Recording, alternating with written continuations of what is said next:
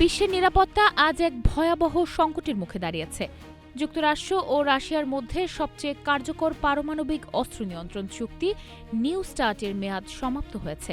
ফলে দুই দেশের পারমাণবিক অস্ত্রের ওপর আর কোনো বাধ্যতামূলক আন্তর্জাতিক সীমা নেই এবং নতুন অস্ত্র প্রতিযোগিতার আশঙ্কা বেড়ে গেছে।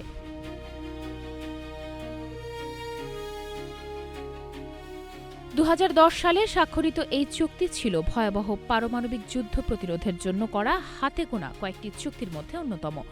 এর মাধ্যমে উভয় দেশ সর্বোচ্চ ১,৫৫০টি কৌশলগত পারমাণবিক যুদ্ধাস্ত্র মোতায়েন করতে সক্ষম ছিল। চুক্তিটি শুধুমাত্র অস্ত্র সীমাবদ্ধ করত না, এর মাধ্যমে তথ্য আদান প্রদান ও সরাসরি পরিদর্শন হয়ে উভয় দেশের ওপর নজর রাখার ব্যবস্থা নিশ্চিত করত। তবে জাতিসংঘের মহাসচিব অ্যান্টোনিও গুতেরেস সতর্ক করেছেন, চুক্তির মেয়াদ শেষ হওয়ায় বিশ্ব এখন পারমাণবিক অস্ত্রের ওপর কোনো বাধ্যবাধকতাহীন পরিস্থিতির মুখে এসে দাঁড়িয়েছে। বিশেষ করে বিশ্বের সবচেয়ে বেশি পারমাণবিক অস্ত্র এই দুই দেশের হাতে রয়েছে, তাই ঝুঁকি অতিকায়। গুতেরেস আরও বলেছেন, পারমাণবিক অস্ত্র ব্যবহারের ঝুঁকি এখন কয়েক দশকের মধ্যে সর্বোচ্চ পর্যায়ে রয়েছে। তিনি মার্কিন প্রেসিডেন্ট ডোনাল্ড ট্রাম্প এবং রুশ প্রেসিডেন্ট ভ্লাদিমির পুতিনকে কাজের মাধ্যমে কথার তুলনায় বেশি গুরুত্ব দেওয়ার আহ্বান জানিয়েছেন।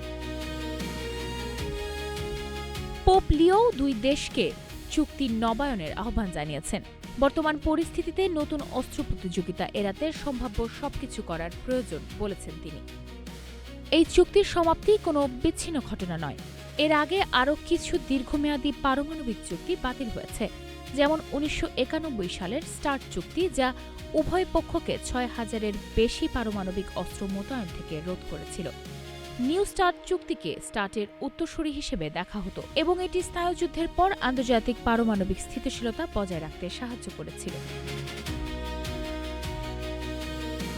তাই প্রশ্ন এখন স্পষ্ট, যখন বিশ্বের সবচেয়ে বেশি পারমাণবিক অস্ত্র দুই দেশের হাতে রয়েছে এবং আর কোনো কার্যকর নিয়ন্ত্রণ নেই, তখন পৃথিবী কি নিরাপদ আছে? বিশ্ব এখন সেই মুহূর্তে দাঁড়িয়ে, যেখানে পারমাণবিক অস্ত্রের সংখ্যা নয়, বরং তাদের উপর নিয়ন্ত্রণহীনতা সবচেয়ে বড় হুমকি। মাইশা মাহমুদ, নাগরিক প্রতিদিন।